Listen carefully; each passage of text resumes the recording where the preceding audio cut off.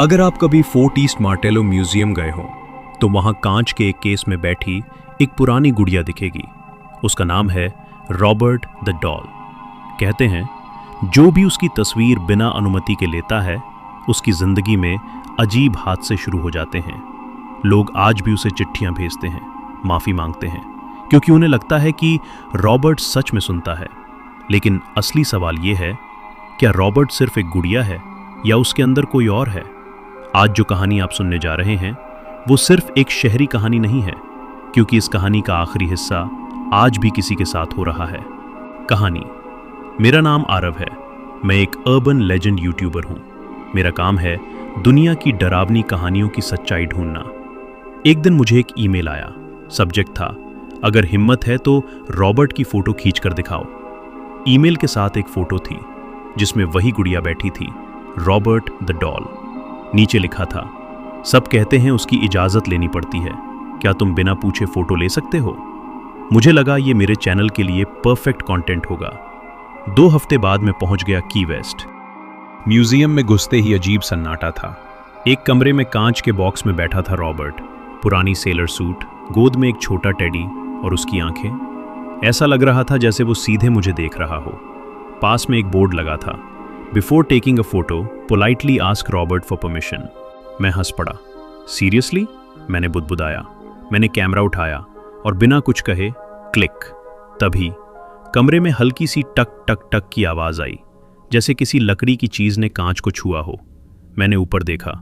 Robert पहले की तरह ही बैठा था, लेकिन अब उसका सिर थोड़ा तिरछा था। उस रात होटल में सोते समय मुझे अजीब सपना आया। मैं एक अंधेरे कमरे में था। सामने कुर्सी पर रॉबर्ट बैठा था और धीरे धीरे उसकी गर्दन घूम रही थी। फिर उसने कहा, तुमने पूछा नहीं? मैं झटके से जाग गया।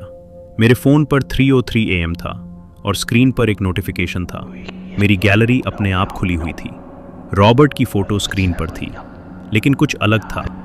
फोटो में उसकी आंखें सीधे कैमरे में नहीं, बल्कि फोटो के बाहर मेरी तरफ देख रही थीं। वापसी। मैंने सोचा ये सब दिमाग का खेल है।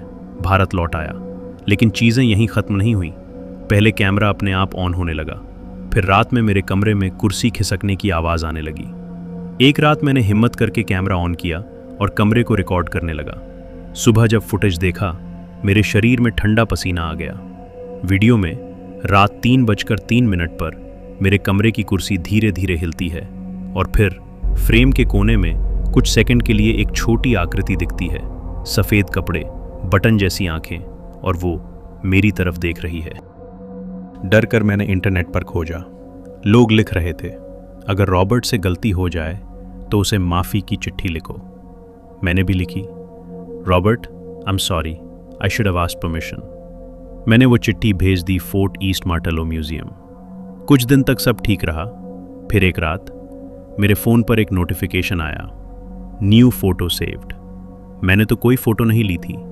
गैलरी खोली, एक नई तस्वीर थी, काली, धुंधली, जैसे किसी अंधेरे कमरे में ली गई हो। धीरे धीरे ब्राइटनेस बढ़ाई और मेरा दिल रुकने जैसा हो गया।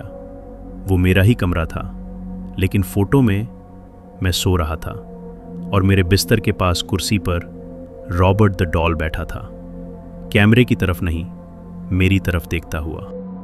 मैंने तुरंत म्यूजियम को ईमेल किया। उन्होंने जवाब दिया, हमने आपकी माफ़ी की चिट्ठी प्राप्त कर ली है, लेकिन एक समस्या है। आज सुबह जब हम रॉबर्ट के केस को देखने गए तो वो अपनी कुर्सी पर नहीं था। कुछ सेकंड बाद उन्होंने दूसरा मैसेज भेजा, अभी अभी सिक्योरिटी कैमरा देखा, वो वापस अपनी जगह बैठ गया है। मैंने राहत की सांस ली, लेकिन फिर उन्होंने आखिरी लाइन लिखी, लेकिन अजीब बात यह है, जब वो वापस बैठा उसने सीधे कैमरे की तरफ देखा और मुस्कुराया।